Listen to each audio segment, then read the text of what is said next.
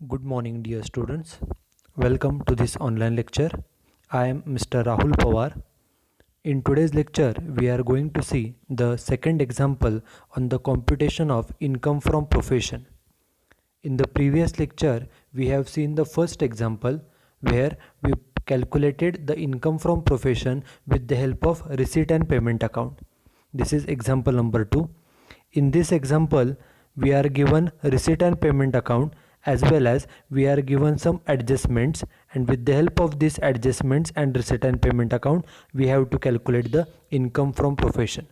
पाठीमागच्या लेक्चरमध्ये आपण रिसीट अँड पेमेंट अकाउंटच्या साहाय्यानं एखाद्या प्रोफेशनलचं इन्कम फ्रॉम प्रोफेशन कशा पद्धतीने कॅल्क्युलेट केलं जातं याचं एक्झाम्पल पाहिलेलं आहे.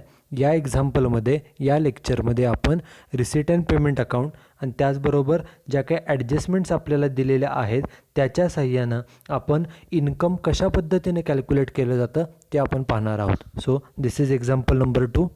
Read the example carefully. Doctor Kulkarni is a medical practitioner in Satara. Okay, this is the first sentence of the example, and in this particular sentence it is given that the name of the person is Dr. Kulkarni. व्यक्तीचं नाव काय सांगितलंय तर doctor Kulkarni असं सांगितलंय. आणि हा व्यक्ती कोण आहे? The doctor Kulkarni is a medical practitioner. Medical practitioner means a doctor. हा जो व्यक्ती आहे डॉक्टर कुलकर्णी हा व्यक्ती एक डॉक्टर आहे आणि तो कुठे त्याची प्रॅक्टिस करतो तर तो साताऱ्यामध्ये स्वतःची प्रॅक्टिस करतो. This is first sentence. Then we are given the receipt and payment account for the year ended 31 March 2020. आपल्याला ज्या वेळेला इन्कम फ्रॉम प्रोफेशनचं एक्झाम्पल दिलं जातं त्यावेळेला आपल्याला हे रिसीट अँड पेमेंट अकाउंट आणि काही ॲडजस्टमेंट दिल्या जातात. ओके, आणि हे रिसीट अँड पेमेंट अकाउंट जे आहे ते कोणत्या तारखेचं आहे तर रिसीट अँड पेमेंट अकाउंट आहे for the year ended 31 March 2020. 31 March 2020 ह्या इयर एंडचं आपल्याला रिसीट अँड पेमेंट अकाउंट दिले. This is debit side and this is credit side. We know that the debit side is called as a receipt side. It means on the receipt side, on the debit side, all receipts of the professional. त्या professional व्यक्तीला आपल्या एक्झाम्पलमध्ये व्यक्तीचं नाव काय आहे तर doctor Kulkarni. हा जो कोण डॉक्टर आहे या डॉक्टरला कोणकोणत्या मार्गाने रिसीट झाल्या म्हणजे कोणकोणत्या मार्गाने पैसे मिळाले. रिसीट म्हणजे पैसे आले आणि पेमेंट म्हणजे पैसे गेले. रिसीट साईडला काय येतं तर हा जो कोण डॉक्टर व्यक्ती आहे या डॉक्टरला कोणकोणत्या मार्गानं पैसे आले. These receipts are recorded on the debit side and all the payments made are recorded on the credit side. ज्या वेळेला आपण एखादं पेमेंट करतो, पेमेंट केल्यामुळं आपल्याकडचे पैसे जातात. त्यामुळं ज्या वेळेला बिझनेसमधील ज्या वेळेला प्रोफेशनचे पैसे जातात त्यावेळेला ते पेमेंट बाजूला रेकॉर्ड केलं जातं आणि ज्या वेळेला आपल्या प्रोफेशनमध्ये पैसे येतात आपल्याला पैसे मिळतात तेव्हा ते रिसीट साईडला रेकॉर्ड केलं जातं. सगळ्यात पहिल्यांदा आपण जी रिसीट साईड आहे पहिल्यांदा रिसीट साईड वाचूया. रिसीट म्हणजे प्रोफेशनमध्ये पैसे आले आपल्याला पैसे मिळाले की ते रिसीट साईडला रेकॉर्ड केले जातात. बघा मग एक एक रिसीट काय सांगितले. पहिलं रिसीट महत्त्वाचं ते सांगितलं आहे टू कॅश बॅलन्स. किती रुपये कॅश बॅलन्स आहे तर तो आहे 2,50,000. हा कॅशचा बॅलन्स आहे. बरोबर, आपण 11वीपासून शिकलो आहे की cash is our asset. Correct. Cash ही काय आहे तर कॅश ही आपली असेट आहे आणि आपल्याला ज्या वेळेला इन्कम फ्रॉम प्रोफेशन कॅल्क्युलेट करायचं असतं when we have to calculate the income from profession then we don't have to see the assets. Okay, ज्या वेळेला आपल्याला इन्कम फ्रॉम प्रोफेशन कॅल्क्युलेट करायचं असतं त्यावेळेला कोणतीही असेट विचारामध्ये घेतली जात नाही. त्यामुळं डेबिट साईडला बघा जे सुरुवातीला कॅश बॅलन्स दिला आहे कॅश ही आपली असेट आहे आणि कॅश घ्यायची नसते कारण ती आपली असेट आहे. त्यामुळे डेबिटचा कॅश बॅलन्स आणि क्रेडिट साईडला बघा सगळ्यात शेवटी पण इथं कॅश बॅलन्स दिलेला आहे. बाय कॅश बॅलन्स किती अमाऊंट आहे 18,08,750. हे दोन्हीही कॅशचे ओपनिंग आणि क्लोजिंग बॅलन्स आहे आणि कॅश ही आपली असेट आहे आणि असेट आपल्याला कॅल्क्युलेशन करताना लागत नाहीत. म्हणून डेबिट साईडचा कॅश बॅलन्स असेल आणि क्रेडिट साईडचा सर्वात शेवटचा कॅश बॅलन्स असेल हे दोन्हीही आपल्या असेट्स आहेत आणि असेट्स आपल्याला लागत नाहीत, कॅल्क्युलेशन करताना लागत नाही. त्यामुळे त्या दोन्हीला काट मारलेले ते आपल्याला लागणार नाही. त्यामुळे ते वाचण्याची गरज कोणतीही नाही. ओके, बाकीच्या रिसिट्स वाचा. आपण रिसिट साईड बघतोय. या डॉक्टर कुलकर्णीला कोणकोणत्या मार्गाने पैसे मिळाले बघा. तर पहिलं सांगितले सेल ऑफ मेडिसिन्स विकून पैसे मिळाले. किती रुपये? तर 19,06,250. This is first. Then second receipt काय सांगितले? सेकंड इन्कम कोणतं आहे? तर डॉक्टरला कन्सल्टेशन फी मिळाली. किती रुपये? Amount of consultation fee is ₹6,25,000. 6,25,000 रुपये कन्सल्टेशन म्हणजे सल्ला दिल्याबद्दल फी मिळाली. त्यानंतर third income given is visiting fee. Amount of visiting fee is ₹5 lakhs. Okay, normally doctors gives visit to various hospitals. Okay, and for their visit to the hospitals they get the visiting fee from the concerned hospital. जे doctors असतात ते इतर बाकीच्या हॉस्पिटल्सला visit देतात तिथे पेशंटला तपासतात, त्याबद्दल डॉक्टरना व्हिजिटिंग फी मिळाली. किती रुपये? Amount is ₹5 lakhs. त्यानंतर पुढचं रिसीट आहे. डॉक्टरला अजून कोणते पैसे मिळाले? तर बँक लोन. किती रुपये बँक लोन आहे? 3,75,000. ओके, ही रिसीट साईड आपण बघतोय. रिसीट म्हणजे पैसे आले. डॉक्टरला कोणत्या मार्गाने पैसे मिळाले? तर बँकेकडून लोन काढलं आणि त्याचे पैसे मिळाले. किती रुपये? 3,75,000. पैसे मिळाले, पण ते कशाचे आहेत? तर ते बँक लोन आहे, म्हणजे बँकेकडून कर्ज काढलं आणि कर्जाचे पैसे डॉक्टरांना मिळाले. किती? 3,75,000. त्यानंतर next income is rent of house. आपण रिसीट साईड बघतोय. रिसीट म्हणजे पैसे आले. डॉक्टरला अजून कोणत्या मार्गाने पैसे मिळाले? तर रेंटपासून. ओके, घराचं रेंट ऑफ हाऊस. घराचं रेंट किती मिळाले? तर 9,37,500 एवढं रेंट मिळालेलं आहे. पैसे मिळाले, परंतु हे कशाचे पैसे आहेत? तर हे घराचं रेंट आहे. किती? 9,37,500. And last income which is given on the debit side is to agricultural income. डॉक्टरना ॲग्रिकल्चरमधून शेती करून इन्कम मिळालं. किती रुपये? 2,12,500. These are the different incomes which are given on the receipt side. जे काही रिसीट अँड पेमेंट अकाउंट आहे, या रिसीट अँड पेमेंट अकाउंटच्या डेबिटला हे वेगवेगळे जे इन्कम्स आहेत, कारण रिसीट म्हणजे पैसे आले. पैसे कधी येतात? पैसे आले म्हणजे एक प्रकारे हे इन्कम आहे. या डॉक्टरला कोणकोणत्या मार्गाने पैसे मिळाले, कोणकोणती इन्कम्स आहेत, all are given on the debit side. आता आपण जी credit side is a payment side. या व्यक्तीने, हा डॉक्टरचं नाव काय? डॉक्टर कुलकर्णी. या डॉक्टरने कोणकोणत्या कारणासाठी पेमेंट केलेलं आहे ते आपल्याला इथं दिलेलं आहे. बघा एक पेमेंट. मग पहिलं पेमेंट काय वाचा? First payment given is cost of मेडिसिन्ससाठी पेमेंट केलं, म्हणजे मेडिसिन्स खरेदी केल्या त्यासाठी पेमेंट केलं. Amount of payment is ₹12,50,000. 12,50,000 रुपये एवढं पेमेंट केलेलं आहे. This is first payment. Second payment केलेलं आहे by motor car. Okay, motor कारसाठी पेमेंट किती केलं आहे? 7,50,000. आता मोटार कार म्हणजे काय? हा खर्च आहे का हे ॲसेट आहे? तर motor car is our asset. Correct. आणि त्यासाठी पेमेंट किती केलं आहे? 7,50,000. म्हणजे मोटार कार खरेदी केली असणार, त्याच्यासाठी पेमेंट केले किती? 7,50,000 रुपये. आणि मोटार कार ही आपली ॲसेट आहे, हा काय खर्च नाही. त्यानंतर पुढचं जे पेमेंट आहे ते आहे बाय सर्जिकल इक्विपमेंट्स. किती रुपये पेमेंट केले बघा? तर 2,50,000. सर्जिकल इक्विपमेंट म्हणजे काय? तर सर्जरी म्हणजे ऑपरेशन करण्यासाठी लागणारे इक्विपमेंट, त्याला सर्जिकल इक्विपमेंट म्हणतात. त्यासाठी किती पेमेंट केले? तर 2,50,000. आता हा सुद्धा महत्त्वाचा पॉईंट, कारण डॉक्टरसाठी जे सर्जरी करणं हे डॉक्टरचं काम आहे, ऑपरेशन करणं हे डॉक्टरचं काम आहे. आणि सर्जरी करण्यासाठी, ऑपरेशन करण्यासाठी काही इक्विपमेंट्स लागतात. For doing the operations the doctor need certain equipment. Okay, and these equipments are used for 2 years and 3 years or 3 years or more. एकदा इक्विपमेंट हे खरेदी केले की ते 2, 3, 4, 5 वर्ष वापरले जातात.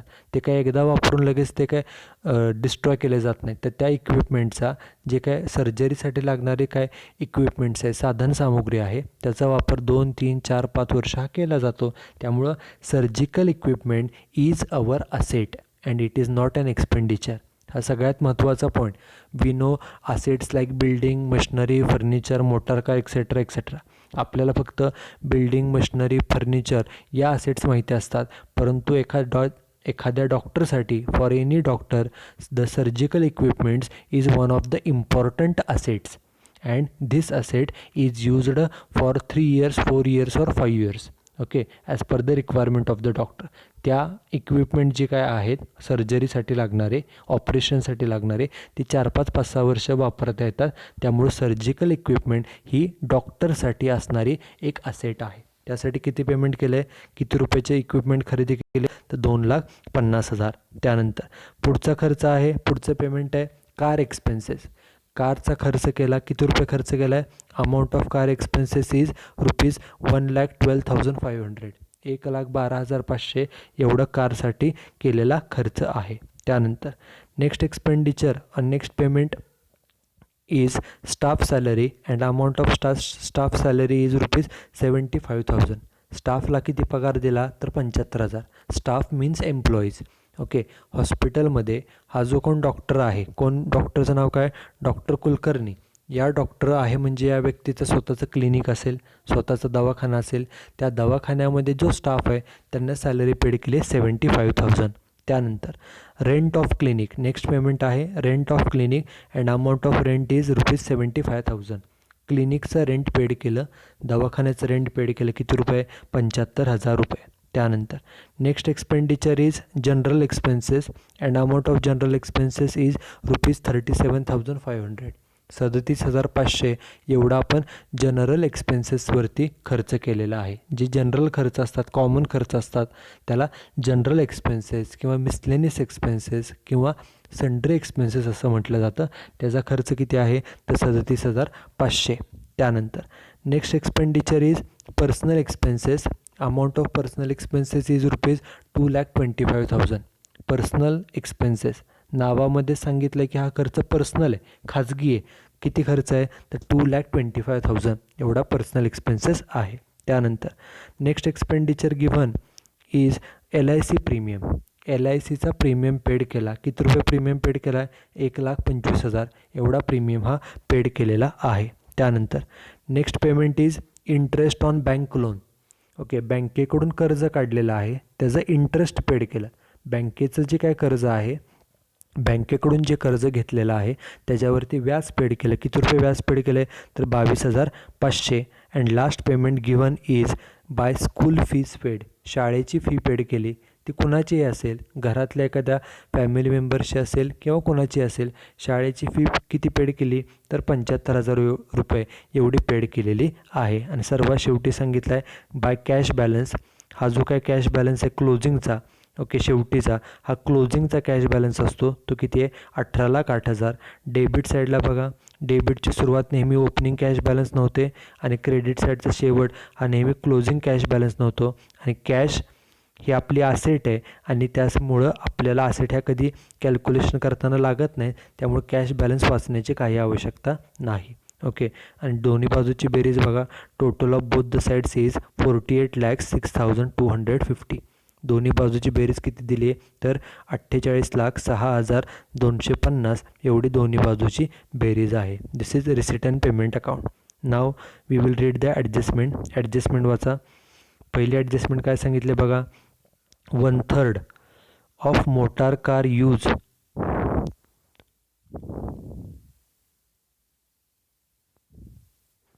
1/3 of motor car use is for personal purpose. काय सांगितलं आहे, मोटार कारचा जो यूज आहे, मोटार कारचा जो वापर आहे तो पर्सनलसाठी किती आहे, तर तो 1/3 आहे. ओके, म्हणजे 1/3 जो यूज आहे तो पर्सनलसाठी आहे असं त्यांनी सांगितलं. मग ही ॲडजस्टमेंट मोटार कारवरती. मग टिकमार्क करूया बघा, मोटार कार कुठे कुठे आलेली आहे. मोटार कार पहिल्यांदा, मोटार कार सेकंड नंबरला आहे म्हणून त्याला टिकमार्क केली, मोटार कार. त्यानंतर मोटार कार बघा, कार एक्सपेन्सेस म्हणजेच मोटार कार एक्सपेन्सेस 2 ठिकाणी आहे. नॉर्मली ॲडजस्टमेंट ही एकाच पॉईंटवरती असते, परंतु मोटार कारची ॲडजस्टमेंट नॉर्मली 2 गोष्टींवरती तरी असते. एक तर कार एक्सपेन्सेस मोटार कारशी रिलेटेड आहे आणि कार परचेस्ड, मोटार कार खरेदी केली, त्या दोन्हीला टिकमार्क केली. त्यानंतर सेकंड ॲडजस्टमेंट बघा, total depreciation on motor car is ₹1,12,500. आपल्याला कारचं डेप्रिसिएशन कॅल्क्युलेटच करून दिले. त्यामुळे आता इथं जे ॲडजस्टमेंट आपण टिकमार्क केली मोटार कारवरती त्याची काही गरज नाही, फक्त एकच टिकमार्क कार एक्सपेन्सेसवरती. कारण मोटार कार आपण खरेदी कितीची केली होती, 7,50,000. आणि त्या कार 7,50,000ला खरेदी केली, त्याच्यावरतीच आपण डेप्रिसिएशन कॅल्क्युलेट करतो. पण डेप्रिसिएशन आपल्याला रेडीमेड दिले, त्यामुळे डेप्रिसिएशन आता कॅल्क्युलेट करायची काय गरज नाही, कारण ते आपल्याला रेडीमेड दिलेलं आहे. आणि शेवटची ॲडजस्टमेंट कशावरती आहे? Depreciation on surgical instrument. मग सर्जिकल इन्स्ट्रुमेंट बघा, त्याला देखील टिक मार्क केली, त्याच्यावरती ॲडजस्टमेंट दिलेली आहे. त्यामुळं ॲडजस्टमेंट फक्त 2 गोष्टींवरती आहेत, एक म्हणजे कार एक्सपेन्सेसवरती आणि दुसरे म्हणजे सर्जिकल इक्विपमेंट्सवरती. ह्या 2 आहेत. आणि आपल्याला डेप्रिसिएशनसुद्धा दिले कारचं, ते कॅल्क्युलेट करून दिले ते डेप्रिसिएशन. कारण त्यांनी सांगितलं बघा पहिल्या ॲडजस्टमेंटमध्ये 1/3 of motor car use is for personal purpose. ते बोलतात की 1/3 वापर, मोटार कारचा 1/3 वापर हा पर्सनल कामासाठी केलेला आहे. त्यामुळं कारचा वापर पर्सनलसाठी केला म्हणजेच 1/3 पर्सनलसाठी केला, ह्याचा अर्थ राहिलेला जो काय आहे तो प्रोफेशनसाठी केलेला आहे असं आपण समजून घ्यायचं असतं. त्यामुळं जे कारचं डेप्रिसिएशन असेल किंवा कारचा एक्सपेन्सेस असेल तो आपल्याला त्या प्रोपोर्शनमध्ये डिस्ट्रीब्यूट करावा लागतो. त्यांनी सांगितलं काय पहिल्या ॲडजस्टमेंटमध्ये 1/3 हा पर्सनल आहे. मग एकूण जेवढं डेप्रिसिएशन असेल, किती डेप्रिसिएशन आहे बघा, तर 1,12,500, त्याच्या 1/3 आणि ते कुठं काय करायचं, तर ते पर्सनल पर्पजसाठी आहे असं त्यांनी कॅल्क्युलेशन करायला सांगितलं आहे. आणि सर्वात लास्ट सेंटेन्स वाचा, you are required to calculate income from profession for AY 2021. आपल्याला काय कॅल्क्युलेट करायचं आहे? Income from profession. आणि कोणत्या वर्षासाठी? For assessment year 2020-21. या 2020-21 या वर्षासाठी आपल्याला इन्कम हे कॅल्क्युलेट करायचं आहे. Okay, now we will start with the solution. Solution सुरू करण्यापूर्वी आपल्याला 3 गोष्टी लिहायच्या असतात. पहिलं म्हणजे व्यक्तीचं नाव काय, तर डॉक्टर कुलकर्णी, म्हणून पहिल्यांदा मेन्शन केलं व्यक्तीचं नाव डॉक्टर कुलकर्णी. आपण या व्यक्तीचं इन्कम कॅल्क्युलेट करतोय. This is first point. Then on the second point we should mention which income we are calculating. We are calculating income from profession. So on the second line we should mention computation of income from profession. Second लाईनला आपण काय calculate करतोय, तर income from profession हे calculate करतोय, म्हणून त्याला म्हणायचं कॉम्प्युटेशन. कॉम्प्युटेशन म्हणजे calculation. Computation of income from profession हे सेकंड लाईनला मेन्शन केलं. आणि थर्ड लाईनला काय करायचं, कोणत्या वर्षासाठी, तर फॉर असेसमेंट इयर जे एक्झाम्पलमध्ये दिलेलं आहे 2020-21, ते थर्ड लाईनला मेन्शन करायचं for assessment year 2020-21. Okay, example सोडवण्यापूर्वी या 3 गोष्टी आपल्याला प्रत्येक वेळी मेन्शन कराव्या लागतात. सगळ्यात पहिल्यांदा कोणत्या व्यक्तीचं इन्कम कॅल्क्युलेट करतो आहे त्या व्यक्तीचं नाव, हे पहिलं. सेकंड पॉईंटला आपण कोणत्या हेडिंगचं इन्कम कॅल्क्युलेट करतो आहे, income from profession, computation of income from profession हे सेकंड लाईनला मेन्शन करायचं. आणि थर्ड लाईनला कोणत्या वर्षासाठी, तर फॉर असेसमेंट इयर 2020-21. ओके, हे 3 पॉईंट नेहमी आपल्याला मेन्शन करावे लागतात. आता इन्कम फ्रॉम प्रोफेशन कॅल्क्युलेट करताना नेहमीप्रमाणे 2च कॉलम्स असतात. Okay, for calculating income from profession we have to prepare only 2 columns. First column is particulars and second column is amount in rupees. These are the 2 columns which needs to be prepared for calculating the income from profession. Okay, and within 1 page or at least in 3/4 page you can calculate this income from profession. नोटबुकच्या एका पानामध्ये आपण हे income हे सहजपणे calculate करू शकतो. Okay, आता आपण income calculate करायला सुरुवात करूया. इन्कम फ्रॉम प्रोफेशन जे आहे, okay, the calculation of income from profession in this particular part there are only 2 steps. Income from profession कशा पद्धतीने कॅल्क्युलेट केलं जातं, तर त्यासाठी फक्त 2 स्टेप्स आहेत. पहिली स्टेप म्हणजे सुरुवातीला आपण हेडिंग द्यायचं ए प्रोफेशनल इन्कम्स. ओके, सुरुवातीला हेडिंग काय द्यायचं, ए प्रोफेशनल इन्कम्स असे हेडिंग द्यायचं. म्हणजे इथं कोणते इन्कम्स घ्यायचे, तर जे प्रोफेशनशी रिलेटेड इन्कम्स आहेत. म्हणजेच काय, हा व्यक्ती कोण आहे, तर हा व्यक्ती डॉक्टर आहे. आता डॉक्टर आहे म्हणजे आपण काही गोष्टी अजून काय करायच्या, डॉक्टर आहे म्हणजे या व्यक्तीचं स्वतःचं दवाखाना असेल, दवाखान्यामध्ये काय स्टाफ असेल, तिथं पेशंट्स येत असतील, तिथं लोकांची ट्रीटमेंट केली जात असेल, बरोबर. मग हा व्यक्ती डॉक्टर आहे, हा व्यक्ती डॉक्टर आहे. मग हा जो काय व्यक्तीचं जे प्रोफेशन आहे मेडिकल प्रोफेशन, ओके, ह्या प्रोफेशनशी रिलेटेड कोणकोणती इन्कम्स आहेत, प्रोफेशनशी रिलेटेड इन्कम तेवढे फक्त आपल्याला एकाखाली एक लिहायचे असतात आणि त्याची अमाऊंट जी आहे ती अमाऊंट कॉलममध्ये मेन्शन करावी लागते. फक्त काय करायचं, हेडिंग द्यायचं ए प्रोफेशनल इन्कम्स, म्हणजे जे जे प्रोफेशनशी रिलेटेड इन्कम्स आहेत, फक्त प्रोफेशनशी रिलेटेड तेवढेच इन्कम फक्त इथे लिहिले जातात. कोणते इन्कम लिहायचे, फक्त जे इन्कम प्रोफेशनशी रिलेटेड. हा व्यक्ती डॉक्टर आहे म्हणजे या व्यक्तीचा दवाखाना असेल, क्लिनिक असेल, मग त्या दवाखान्याशी रिलेटेड, डॉक्टरी पेशाशी रिलेटेड, प्रोफेशनशी रिलेटेड जेवढे इन्कम्स आहेत तेवढेच फक्त इथं मेन्शन करायचे एकाखाली एक. मग आपण एक एक इन्कम बघूया.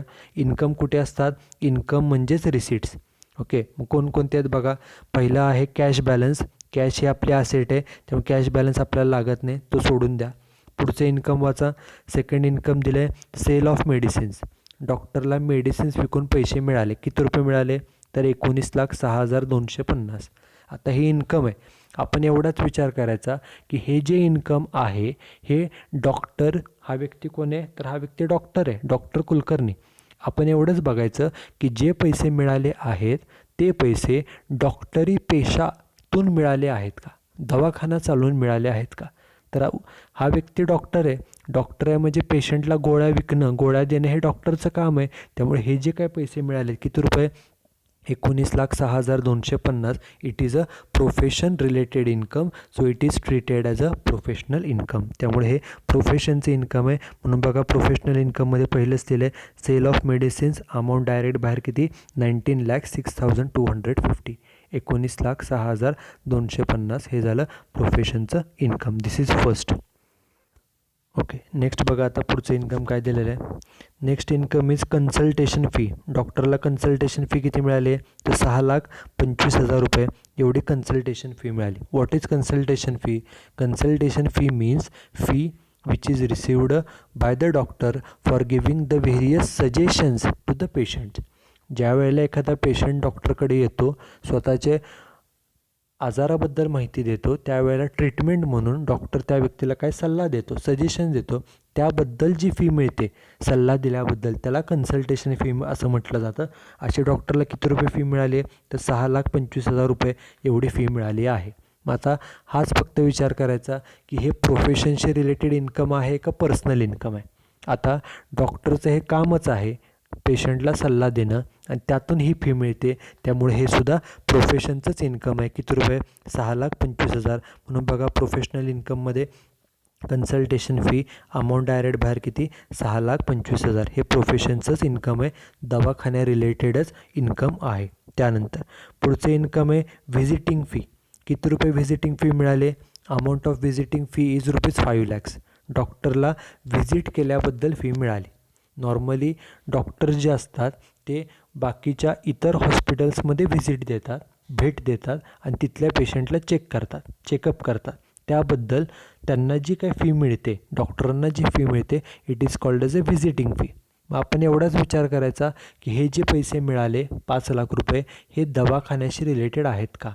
तर हा व्यक्ती डॉक्टर आहे, तो इतर हॉस्पिटलमध्ये जाऊन, इतर दवाखान्यामध्ये जाऊन काम करतो आहे, त्याचे पैसे मिळाले, म्हणजे हे जे पैसे मिळाले हे प्रोफेशनशी रिलेटेडच आहेत, दवाखान्याशी रिलेटेडच आहेत. त्यामुळे हे सुद्धा झालं प्रोफेशनचं इन्कम. किती रुपये, 5 लाख. म्हणून बघा, व्हिजिटिंग फी किती रुपये, अमाऊंट डायरेक्ट बाहेर 5 लाख रुपये.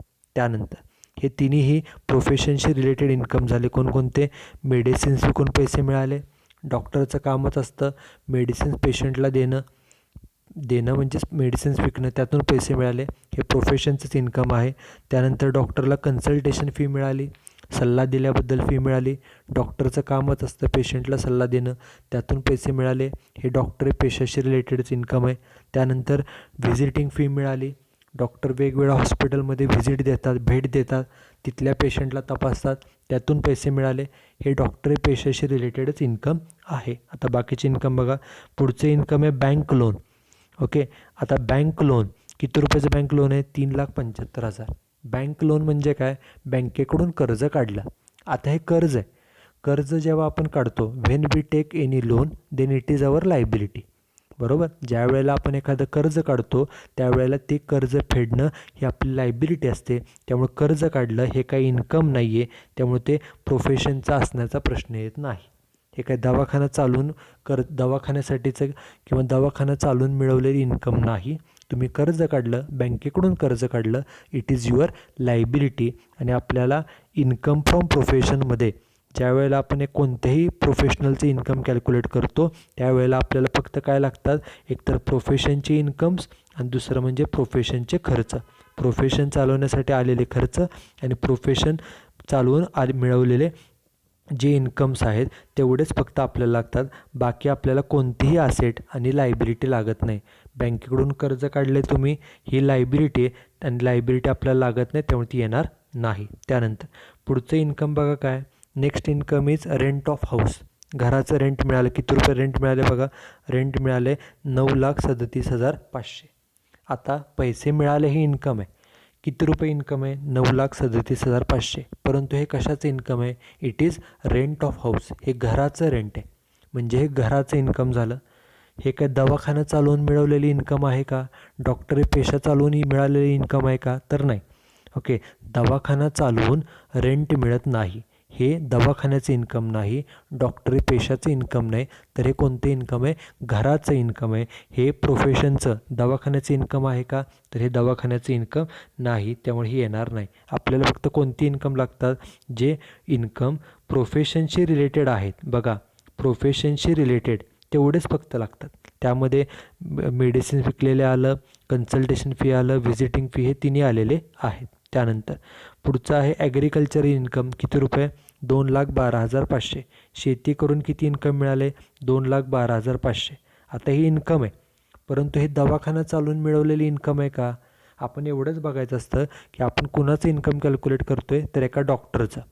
मग एवढंच पाहायचं की जे मिळालेलं इन्कम आहे, मिळालेले पैसे आहेत, ते डॉक्टरी पेशाशी रिलेटेड, दवाखान्याशी रिलेटेड आहेत का. शेती करून इन्कम मिळालं, हे शेतीचं इन्कम आहे, हे दवाखान्याचं इन्कम आहे का, तर हे दवाखान्याचं इन्कम नाही, हे मेडिकल प्रोफेशनचं इन्कम नाही, त्यामुळे ते येणार नाही. आपली सर्व डेबिट साईड झाली, इन्कम साईड झाली. आपल्याला जे काही वेगवेगळे इन्कम दिलेले होते त्यापैकी फक्त हे तीनच इन्कम, मेडिसिन्स विकून पैसे मिळाले, कन्सल्टेशन फीचे पैसे मिळाले आणि व्हिजिटिंग फी, असे एकूण तीनच फक्त प्रोफेशनचे इन्कम आहे. त्याची बेरीज करायची, बेरजेला नाव द्यायचं total A.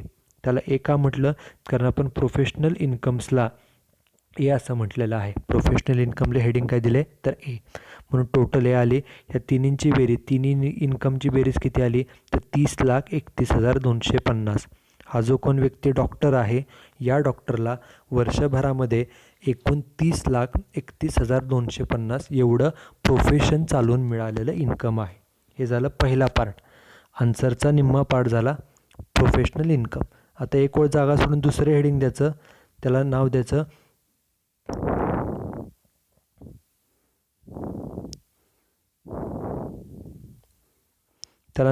Be professional expenses.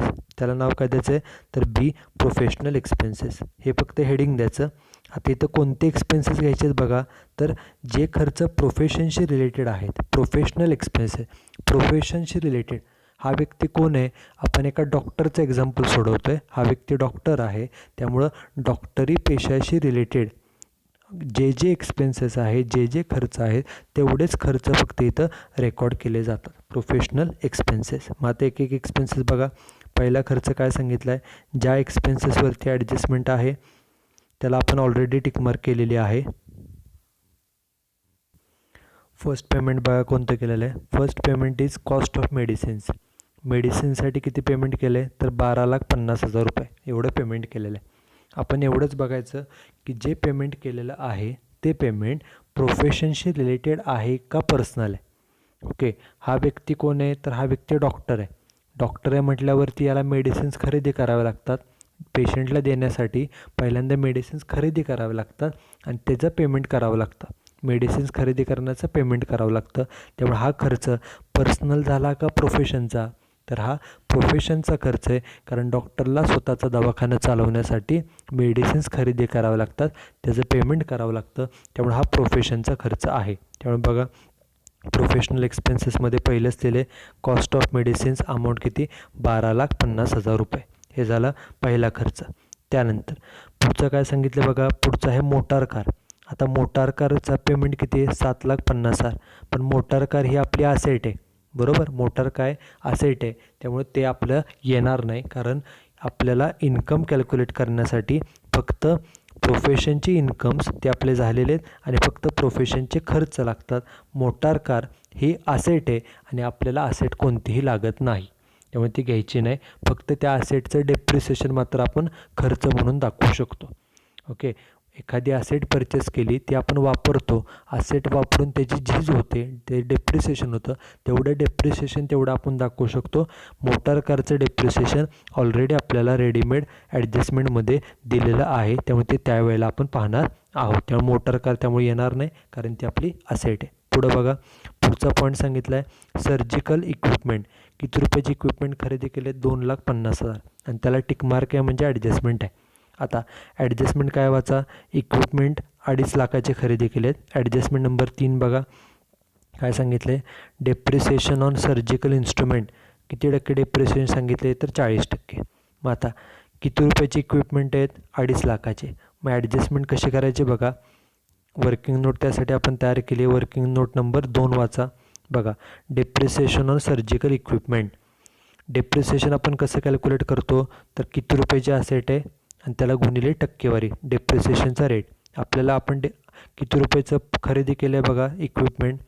Surgical equipment खरेदी केले 2,50,000चे आणि डेप्रिसिएशनचा रेट किती? 40%. मग डायरेक्ट गुणाकार करायचा. 2,50,000चे असेट आहे, त्याच्या 40%, म्हणजे एकूण डेप्रिसिएशन किती आलं? तर 1,00,000. ही वर्किंग नोट का तयार केली आहे? कारण की हे जे काय इक्विपमेंट असतात हे सर्जिकल इन्स्ट्रुमेंट आहेत, सर्जिकल इक्विपमेंट आहेत, सर्जरीसाठी लागणारे इक्विपमेंट आहेत. त्यामुळे जो काही सगळं डेप्रिसिएशन असेल तो पूर्णपणे हा प्रोफेशनचाच खर्च मानला जातो. कारण हे इक्विपमेंट सर्जरिकल इक्विपमेंट आहेत, प्रोफेशनशी रिलेटेड आहे. त्यामुळे डेप्रिसिएशन जे आलं किती? 1,00,000, तो प्रोफेशनचा खर्च. त्यामुळे बघा प्रोफेशनल एक्सपेन्सेसमध्ये बघा इथं डेप्रिसिएशन ऑन सर्जिकल इक्विपमेंट कंसामध्ये लिहिले वर्किंग नोट नंबर 2, WN म्हणजे वर्किंग नोट नंबर 2. किती डेप्रिसिएशन आलं? 1,00,000 रुपये, बरोबर. ही आपली वर्किंग नोट नंबर 2 झाली. त्यानंतर पुढचा वाचा. एक्झाम्पलमध्ये पुढचा पार्ट काय सांगितला आहे बघा. Car expenses. कारचा खर्च किती आहे? 1,12,500 एवढा कारचा खर्च आहे एकूण. त्याला टिकमार्क आहे म्हणजे ॲडजस्टमेंट. ॲडजस्टमेंट वाचा. कारशी रिलेटेड पहिली ॲडजस्टमेंट काय? तर 1/3 of motor car is for personal use. म्हणजे मोटार कारचा वापर पर्सनलसाठी सुद्धा केला आहे आणि तो किती पर्सनल यूजसाठी आहे? तर 1/3. आपण काय करायचं? कारचा जो काय एकूण खर्च दिला आहे त्यापैकी ते म्हणतात 1/3 काय करा? पर्सनलसाठी. आपल्याला काय पाहिजे? प्रोफेशनसाठी खर्च किती? आपले हेडिंग आहे प्रोफेशनल एक्सपेन्सेस. मग तो कसा कॅल्क्युलेट करायचा बघा. त्यासाठी वर्किंग नोट नंबर 3 बघा. वर्किंग नोट नंबर 3 आपण जी तयार केली ही working note number 3, car expenses. एक्झाम्पलमध्ये काय सांगितलं बघा. कारचा एकूण खर्च किती आहे? कारचा एकूण खर्च आहे 1,12,500, बरोबर. एकूण खर्च घेतला 1,12,500 म्हणून इथं लिहिलं टोटल कार एक्सपेन्सेस कंसामध्ये गिवन दिलेला किती? 1,12,500. आणि एक्झाम्पलमध्ये काय सांगितले ॲडजस्टमेंटमध्ये? तर कारचा वापर पर्सनलसाठी केलेला आहे 1/3, म्हणजे 1/3 पर्सनलसाठी, उरलेला जो काय असेल तो प्रोफेशनसाठी. मग बघा काय लिहिले तिथं वर्किंग नोटमध्ये. Car is used for both personal and professional purpose, बरोबर. त्यांनी सांगितलं 1/3 वापर पर्सनल आहे, म्हणजे राहिलेला वापर हा प्रोफेशनसाठी. कारचा वापर घरी पण केला आहे आणि प्रोफेशनसाठी, अशा दोन्हीसाठी केला आहे. त्यामुळे जो खर्च आहे तो पण दोन्हीमध्ये डिस्ट्रीब्यूट होणार. So it will be distributed as follows. त्यामुळे कारचा खर्च कसा वाटायचा बघा. त्यांनी वर्किंग नोटमध्ये काय सांगितलं आहे? पर्सनलला किती बघा. पर्सनलला सांगितलं आहे 1/3 आणि पर्सनलला 1/3. मग इथे लिहिले बघा वर्किंग नोटमध्ये पर्सनलला किती? 1/3, बरोबर. मग आता पर्सनलला 1/3 म्हणजे राहिला किती प्रोफेशनला? तर 2/3. 1/3 म्हणजे काय? तर 3पैकी 1 हिस्सा, बरोबर. 1/3 म्हणजे 3पैकी 1 हा पर्सनल आहे. मग राहिले किती? 3पैकी 1 गेला पर्सनलला. मग राहिले किती? 3पैकी 2, 2/3 राहिले, ते कोणाला येणार आहे? तर प्रोफेशनला. ओके. आता कॅल्क्युलेशन कसं करायचं? एकूण जो खर्च आहे 1,12,500, आपल्याला फक्त कोणता लागतो? फक्त पाहिजे आपल्याला प्रोफेशनचा खर्च कोणता, किती, तेवढाच फक्त पाहिजे. मग तो कसा कॅल्क्युलेट करायचा बघा. जो एकूण खर्च दिला आहे 1,12,500, त्याला फक्त त्या गुणिले 2/3 करा, रेशोनं गुणाकार करा, तुम्हाला प्रोफेशनचा खर्च मिळेल किती रुपये, तर 75,000. याला सोपी अजून एक पद्धत काय, जो काय एकूण खर्च दिलेला आहे, ओके, बघा एकूण खर्च किती दिला आहे कारचा, 1,12,500 हा एकूण खर्च आहे. त्यापैकी पर्सनल किती आहे, तर त्यांनी सांगितलं एकूणपैकी पर्सनल किती, तर 1/3 एवढा पर्सनल आहे. मग एकूण जो खर्च आहे, बघा एक मिनिट, एकूण जो खर्च आहे 1,12,500, त्याच्या जर आपण 1/3 केलं, जे इथं केलेलं आहे ऑलरेडी, तर तेवढा पर्सनल खर्च मिळेल, तो किती, 37,500, बरोबर. आणि मग राहिलेला जो काय खर्च आहे, एकूण खर्च 1,12,500, त्यातनं हे 37,500 वजा केले की खर्च राहतो 75,000. तेवढा खर्च आहे हा कुणासाठीचा, प्रोफेशनसाठीचा. आणि आपल्याला फक्त प्रोफेशनचा खर्च किती, तेवढाच लागतो. त्यामुळे प्रोफेशनचा खर्च किती आला, तर 75,000 एवढा प्रोफेशनचा खर्च आलेला आहे कार एक्सपेन्सेस. त्यामुळे बघा कार एक्सपेन्सेस प्रोफेशनमध्ये वर्किंग नोट नंबर 3 प्रमाणे किती घेतलं, तर 75,000 रुपये एवढा कारचा खर्च आहे. ओके, आपल्याला एक्झाम्पलमध्ये एवढंच सांगितलेलं की कारचा वापर 1/3 एवढा पर्सनलसाठी आहे. म्हणजे 1/3 पर्सनलसाठी म्हणजे उरलेला प्रोफेशनसाठी आहे असं आपण समजू शकतो, बरोबर. कारचा वापर पर्सनलसाठी 1/3 असं त्यांनी सांगितलं आहे, म्हणजे उरलेला जो काय वापर आहे तो प्रोफेशनसाठीच असणार आहे. त्यामुळं तेवढा राहिलेला खर्च हा प्रोफेशनला दाखवला. पुढची ॲडजस्टमेंट बघा. पुढचा पॉईंट काय सांगितलं आहे, स्टाफ सॅलरी. त्याला कोणती टिकमार्क नाही आहे, त्यामुळे कोणतीही ॲडजस्टमेंट नाही. ओके, त्यामुळे फक्त एवढंच बघायचं, स्टाफला किती पगार दिला आहे, तर अमाऊंट इज 75,000 रुपये पगार दिला आहे. आता हा व्यक्ती डॉक्टर आहे, म्हणजे या डॉक्टरच्या हाताखाली मदत करण्यासाठी 2-3 जणं कामाला असतील, तो स्टाफ आहे, एम्प्लॉईज आहेत, त्यांना दर महिन्याला पगार द्यावा लागतो. त्यामुळे हा खर्च पर्सनल झाला का प्रोफेशनचा, हा दवाखान्याचा खर्च आहे का घरगुती आहे, तर हा दवाखान्याचा खर्च आहे, म्हणजेच प्रोफेशनचा खर्च झाला किती रुपये, 75,000. त्यामुळे बघा प्रोफेशनल एक्सपेन्सेसमध्ये स्टाफ सॅलरी अमाऊंट किती, 75,000 रुपये. त्यानंतर पुढचा खर्च बघा, पुढचा खर्च आहे रेंट ऑफ क्लिनिक. क्लिनिक म्हणजे दवाखाना, दवाखान्याचं रेंट पेड केलं किती रुपये, अमाऊंट पुन्हा आहे 75,000. आता नावामध्ये सांगितले की हे क्लिनिकचं रेंट आहे, हा व्यक्ती डॉक्टर आहे म्हणजे या व्यक्तीचा दवाखाना असणार, त्या दवाखान्याचं रेंट पेड केलं. हा पर्सनल खर्च आहे का प्रोफेशनचा, तर हा प्रोफेशनचा दवाखान्याचाच खर्च आहे. दवाखाना चालवण्यासाठी सुरुवातीला दवाखाना असावा लागतो, त्याचं रेंट द्यावं लागतं, त्यामुळे हा प्रोफेशनचाच खर्च झाला. त्यामुळे बघा प्रोफेशनल एक्सपेन्सेसमध्ये रेंट ऑफ क्लिनिक किती रुपये, 75,000 रुपये, हा प्रोफेशनचाच दवाखान्याचाच खर्च आहे. त्यानंतर पुढचा खर्च आहे जनरल एक्सपेन्सेस, अमाऊंट किती आहे, 37,500. जनरल एक्सपेन्सेस म्हणजे किरकोळ खर्च, miscellaneous expenses, sundry expenses, common expenses, तो खर्च आहे 37,500.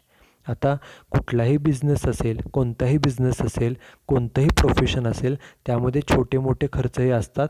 त्याला general expenses, sundry expenses, miscellaneous expenses असं म्हटलं जातं, आणि तो प्रोफेशनचाच खर्च असतो. म्हणून बघा प्रोफेशनल एक्सपेन्सेसमध्ये जनरल एक्सपेन्सेस अमाऊंट किती, 37,500. त्यानंतर पुढचा खर्च आहे बघा पर्सनल एक्सपेन्सेस. आता यात नावातच सांगितले की हा खर्च कसा आहे, तर हा पर्सनल आहे, हा खाजगी खर्च आहे. मग आपल्याला हा दवाखान्याचा खर्च आहे का, हा खाजगी खर्च आहे. त्यांनीच सांगितले की हा पर्सनल खर्च आहे. ओके, हा वैयक्तिक खर्च आहे, हा दवाखान्याचा खर्च नाही. आपल्याला फक्त कोणते खर्च लागतात बघा, आपल्याला फक्त हेडिंगच आपलं आहे प्रोफेशनल एक्सपेन्सेस, दवाखान्याशी रिलेटेड, प्रोफेशनशी रिलेटेड जेवढे खर्च आहेत तेवढेच लागतात. त्यामुळे हा पर्सनल एक्सपेन्सेस येणार नाही. पुढचा खर्च आहे LIC प्रीमियम. किती रुपये LICचा हप्ता पेड केला आहे, तर 1,25,000 एवढा आपण हप्ता पेड केलेला आहे. आता LIC म्हणजे लाईफ इन्शुरन्स. कोणत्याही व्यक्तीने लाईफ इन्शुरन्स काढला असेल, स्वतःच्या लाईफचा नाहीतर फॅमिलीमधल्या कोणाच्याही लाईफचा, तर लाईफ कुठल्याही व्यक्तीचं, कोणत्याही व्यक्तीचं जे लाईफ असतं, आयुष्य असतं, हे त्याचं खाजगी असतं, पर्सनल असतं. त्यामुळं LIC लाईफ इन्शुरन्स काढायचा की नाही, किती रुपयाचा इन्शुरन्स काढायचा, कोणत्या कंपनीकडून काढायचा, ओके, तो आपला वैयक्तिक प्रश्न आहे, पर्सनल गोष्ट आहे. त्यामुळे तो पर्सनल खर्च असतो. LICचा हप्ता भरणं, लाईफ इन्शुरन्स, लाईफ कोणत्याही व्यक्तीचं लाईफ, आयुष्य हे त्याचं पर्सनल असतं, त्यामुळे त्याचा हप्ता पेड केला तर तो पर्सनल खर्च आहे. हा काय दवाखान्याचा खर्च नाही, हा काय डॉक्टरी पेशाचा खर्च नाही, प्रोफेशनचा खर्च नाही, हा पूर्णपणे पर्सनल खर्च आहे. ओके, हा प्रोफेशनचा खर्च नाही, त्यामुळे तो येणार नाही. आपल्याला फक्त जे प्रोफेशनचे खर्च आहेत प्रोफेशनशी रिलेटेड तेवढेच फक्त आपल्याला लागतात. ओके, त्यामुळे हा LIC पर्सनल खर्च आहे, त्यामुळे तो येणार नाही. पुढचा खर्च आहे इंटरेस्ट ऑन बँक लोन. बँकेकडून लोन काढलं आहे त्याच्यावरचं व्याज. किती रुपये व्याज आहे? 22,500. आता बँकेकडून कर्ज कशासाठी काढलं हे आपल्याला सांगितलं नाही. कर्ज पर्सनल कामासाठी काढलं आहे का कर्ज प्रोफेशनसाठी काढले हे आपल्याला सांगितलं नाही. मग आपण अझ्युम करायचं की लोन कशासाठी काढलं असेल. आपण असं अझ्युम करूया की लोन प्रोफेशनसाठी काढलं आहे. कर्ज तुम्ही प्रोफेशनसाठी काढलं आहे, त्यामुळे त्याच्यावरचं जे काय व्याज आहे ते सुद्धा झालं तुमचा प्रोफेशनचाच खर्च. त्यामुळे हा प्रोफेशनचा खर्च येईल 22,500. म्हणून बघा, प्रोफेशनल एक्सपेन्सेसमध्ये interest on bank loan amount किती? 22,500. त्यानंतर पुढचा आणि शेवटचं बघा, शेवटचा खर्च कोणता आहे? School fee paid. शाळेची फी पेड केली. किती रुपये? 75,000. आता शाळेची फी पेड केली, कॉलेजची फी पेड केली, तर हा आपला घरगुती खर्च आहे, पर्सनल खर्च आहे. हा काय दवाखान्याचा खर्च नाही, मेडिकल प्रोफेशनचा खर्च नाही. हा आपला पर्सनल खर्च आहे, घरगुती खर्च आहे. त्यामुळे हा खर्च येणार नाही, कारण आपल्याला फक्त जे प्रोफेशनचे खर्च असतात तेवढेच फक्त लागतात. हा घरगुती खर्च आहे, त्यामुळे हा येणार नाही. आणि सगळ्यात शेवटी कॅश बॅलन्स सांगितलं आहे. मगाशी सांगितल्याप्रमाणे कॅश ही आपली असेट आहे आणि आपल्याला इन्कम कॅल्क्युलेट करताना फक्त प्रोफेशनचे खर्च आणि प्रोफेशनचेच इन्कम लागतात. त्यामुळे हा देखील पॉईंट सुरुवातीचा ओपनिंग कॅश बॅलन्स असेल किंवा शेवटचा क्लोजिंग कॅश बॅलन्स असेल, हे दोन्हीसुद्धा आपल्याला लागत नाही. त्यामुळे रिसीट साईड झाली, पेमेंट साईड झाली. ॲडजस्टमेंट बघा कोणती राहिली आहे का? पहिली ॲडजस्टमेंट झालेली आहे, शेवटची ॲडजस्टमेंट झाली आहे, फक्त एकच ॲडजस्टमेंट राहिली आहे, ती म्हणजे ॲडजस्टमेंट नंबर 2. वाचा काय? Depreciation on motor car. Total depreciation, एकूण डेप्रिसिएशन कारवरचं किती आहे? तर 1,12,500. हे त्यांनी सांगितले की हे एकूण आहे, पण हे एकूण डेप्रिसिएशन झालं. मग आता डेप्रिसिएशन हा आपला खर्च आहे. ॲक्च्युली डेप्रिसिएशन हा तोटा आहे, पण त्याला आपण खर्च म्हणतो. एकूण डेप्रिसिएशन किती आहे? 1,12,500 कारचं. आणि पहिल्या ॲडजस्टमेंटमध्ये काय सांगितलं आहे? तर 1/3 हे कुठलं दाखवा? तर पर्सनल आहे. मग आपण डेप्रिसिएशनचं पण तेच करायचं. मग त्यासाठी वर्किंग नोट बघा, वर्किंग नोट नंबर 1 बघा, पहिली वर्किंग नोट. त्यांनी एक्झाम्पल काय लिहिले? टोटल डेप्रिसिएशन कंसामध्ये गिव्हन. आपल्याला एकूण डेप्रिसिएशन किती सांगितलं आहे ॲडजस्टमेंटमध्ये? तर ते सांगितलं 1,12,500. ते लिहिलं 1,12,500, बरोबर. पुढं car is used for both personal and professional purpose. त्यांनीच एक्झाम्पलमध्ये सांगितलं होतं की कारचा वापर 1/3 पर्सनल आहे, म्हणजे उरलेला प्रोफेशनचा. म्हणजे कारचा वापर हा घरगुती कामासाठी पण केला आहे आणि प्रोफेशनसाठी केला आहे. त्यामुळे जो काय खर्च असेल तो दोन्हीमध्ये डिस्ट्रीब्यूट केला जाईल. आता डिस्ट्रीब्यूट कसा करायचा बघा. तर एक्झाम्पलमध्ये काय सांगितले? वर्किंग नोट नंबर 1 वाचा. पहिली ॲडजस्टमेंट पर्सनलसाठी किती आहे? तर 1/3 आहे. म्हणून बघा इथं पर्सनलसाठी लिहिलं आहे वर्किंग नोटमध्ये. पर्सनलसाठी किती?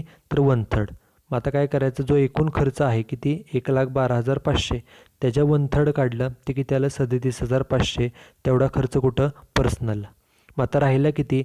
एकूण 1,12,500 पैकी 37,500 पर्सनलला गेले. मग राहिले किती वजाबाकी करून? तर ते राहतात 75,000. ते कसे कॅल्क्युलेट करायचे बघा पुन्हा एकदा. दुसरी मेथड, पर्सनलचा किती रेशो आहे? 1/3. 1/3 म्हणजे काय? तर 3 पैकी 1 हिस्सा. 3 पैकी 1 हिस्सा हा पर्सनल आहे. मग 3 पैकी 1 गेला, राहिले किती? 3 पैकी 2 राहिले. म्हणजे प्रोफेशनचा रेशो किती आला? तर 2/3. त्यामुळे डायरेक्ट आपण जो एकूण खर्च आहे 1,12,500 त्याच्या 2/3 काढलं. 1,12,500च्या 2/3, तर आपल्याला डायरेक्ट प्रोफेशनचा खर्च मिळेल तो किती आला? तर 75,000. एवढं झालं प्रोफेशनचं डेप्रिसिएशन. आणि आपल्याला फक्त तेवढंच डेप्रिसिएशन लागतं प्रोफेशनचं जेवढं आहे तेवढं. म्हणून बघा इथं लिहिलेलं आहे डेप्रिसिएशन ऑन कार कंसामध्ये WN1 म्हणजे वर्किंग नोट नंबर 1 ही आपली पहिली वर्किंग नोट आहे. त्याप्रमाणे प्रोफेशनचं डेप्रिसिएशन किती आलं आहे? तर 75,000 रुपये. ती अमाऊंट आली 75,000. बघा, ज्या सगळ्या अमाऊंट आहेत त्या आपण कॅल्क्युलेट केल्या. मगाशी इन्कमची बेरीज किती आली होती? 30,01,250 एवढी इन्कमची टोटल आली होती. आत्ता जे एक्सपेन्सेस लिहिलेत आपण प्रोफेशनचे एक्सपेन्सेस, जे कोणकोणते एक्सपेन्सेस आहेत, ओके, प्रोफेशनल एक्सपेन्सेस, त्याची बेरीज किती येते बघा. ह्या सर्वांची बेरीज करा आणि त्याची टोटल खाली घ्यायची. टोटल किती आली 17,10,000. त्याला नाव द्यायचं टोटल बी. त्याला बी म्हटलं कारण आपण हेडिंगच दिलेलं आहे प्रोफेशनल एक्सपेन्सेसला बी, म्हणून जे टोटल आली त्याला नाव दिलं टोटल बी. ही झाली खर्चाची बेरीज.